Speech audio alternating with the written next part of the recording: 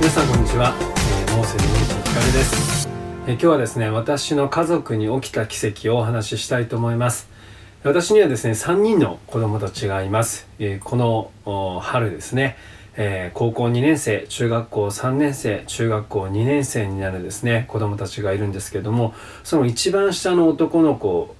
デニシ・ダビデ君というのがいるんですけども、中学校間もなく2年生になるんですが、彼に起きた奇跡をお話ししたいと思います。彼がですね、生まれた時のお話なんですけれども、生まれる前の検査ではですね、女の子ですと言われてきたんですが、取り出してくださったですね、看護師の方が元気な男の子ですよというふうにですね、言われて、妻とですね、2人で驚いたことを今でも覚えています。そしてですね、無事に退院して、家族でですね、一緒に過ごし始めました。で、彼はですね、本当によく寝る子だったんですね。で、上のお姉ちゃん2人がですね、本当に元気で、家の100メーター離れた場所からでもですね、2人の声が聞こえるような、そんな元気なお姉ちゃん2人だったんですけれども、そのお姉ちゃんたちがいる中でもですね、いつもぐっすり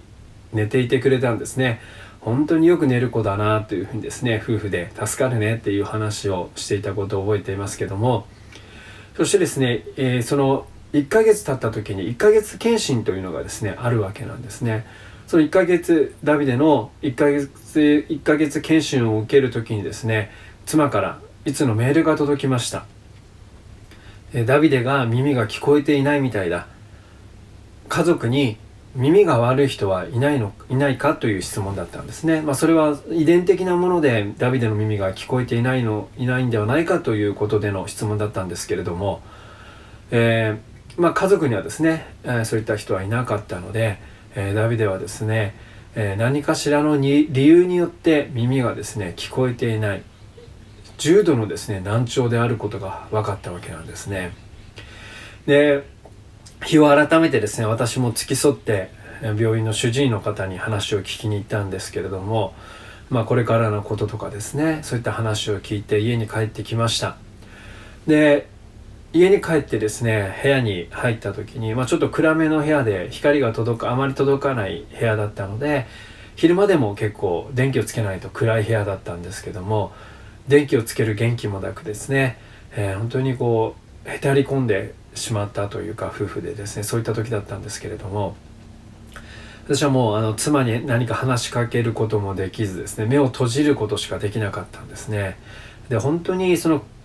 先ほども言いましたように暗い部屋だったので、真っ暗なんですね、目を閉じると。で、その暗闇がどこまでも続いていて、もうその暗闇に吸い込まれてしまいそうな、光の見えない、出口の見えない、そんな印象を私は受けたわけなんですね。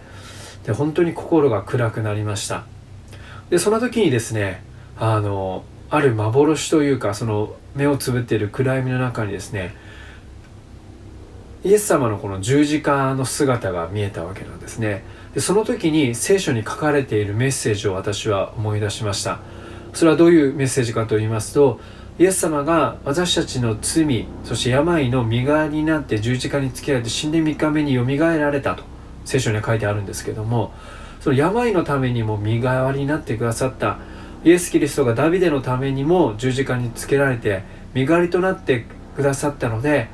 ダビデには希望があるというふうにですね、私はその瞬間に聖書のメッセージを思い出すことができたわけなんですね。そして本当に心がですね、一瞬にして明るくなりました。で、それからですね、妻と2人でダビデの耳が治るようにお祈りし始めていきました。で、当時通っていたですね、九州の教会なんですけども、教会の方々も祈ってくださってですね、本当に多くの愛をダビデは受けて育ちました。そしてですね、1年ぐらい経った時ぐらいだったと思うんですけども、補聴器をつける必要が出てきたわけなんですね。なんでかと言いますと、人というのは3歳ぐらいまでにですね、言語中枢がですね、出来上がるそうなんですね。ですので、3歳までに、音を入れていないと、将来的に音が聞こえるようになったとしても、言語中枢が発達していないので、言葉を喋ることができないそうなんですね。ですので、補聴器をつけるということになったんですけれども、私としては聖書を通してですね、またそのイエス様のが身代わりとなってくださったというメッセージを信じていましたし、受け取っていましたので、あれ治るはずなのにおかしいなというふうにですね思っていたんですね。である時ですね、先生に聞いたんですね。この難聴は治るんでしょうかと妻が聞いたんですけども、この難聴は治ったら奇跡か奇跡的ですというふうにはっきり言われたんですね。要は簡単に言うと医学では治すことができないよということだったんですね。で補聴器をつけに行くわけなんですけれども、寝かせてですね脳波の検査だったりとか耳の型を取るわけなんですが、その一通り終わった後にですね主治医の先生から呼ばれたんですね。で波形を見せられまして、ダビデがどれだけ音を感じ取っているかということをですね、出ていたんですけども、思った以上に音が聞こえていると。なので、補聴器をつけるのはやめましょう。補聴器をつけた結果より音が聞こえすぎてしまって良くない可能性があると言われたんですね。知らないうちにですねダビデの耳はですね、癒されていったわけなんですね。でそれからですね、少しずつ癒されていって、最後にはですね病院に行く必要がなくなって、で障害者手帳をですね彼はもらったことがありませんし、何かそういった生まれながらの難聴というハンディですねで学校の生活であったりとか保育園の生活であったりとか何か困るということはですね本当に一度もありませんでした。で本当にそこに